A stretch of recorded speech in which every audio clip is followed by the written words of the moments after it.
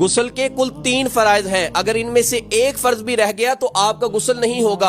हमारे यहाँ अक्सर लोगों का हाल ये है कि उनकी उम्रें गुजर जाती हैं लेकिन उन्हें गुस्ल करने का सही तरीका ही नहीं आता। उसकी वजह यह है कि वो कभी उलमा के पास बैठे ही नहीं कि बैठकर कम से कम गुस्ल का मसला ही सीख लें। और जब उनसे पूछा जाता है कि तुम कैसे गुस्ल करते हो तो वो ये कहते हैं कि हम वॉशरूम जाकर बिस्मिल्लाह पढ़ के हाथ धोते हैं और कलमा पढ़ के जिस्म पर पानी बहा लेते हैं। हालांकि शरीयत का मसला यह है कि शरीयत मुतहरा ने बैतुल हला के अंदर अल्लाह रसूल का नाम लेने से यानी अज़कार करने से मना किया है, तो ये लोग वहां पर जाकर कलमे पढ़ रहे होते हैं। याद रखें, आपने जो गुस्ल करना है उसका ताल्लुक कलमे से नहीं है, उसका ताल्लुक पानी से है।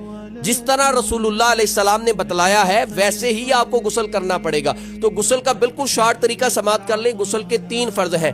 पहला फर्ज गरगरा करना, दूसरा फर्ज नाक की नरम हड्डी तक पानी चढ़ाना और तीसरा फर्ज पूरे जिस्म पर इस अंदाज से पानी बहा लेना कि कोई हिस्सा भी खुश्क ना रहे। अगर आपने ये 3 फर्ज पूरे कर लिए तो आपका गुस्ल ठीक हो जाएगा।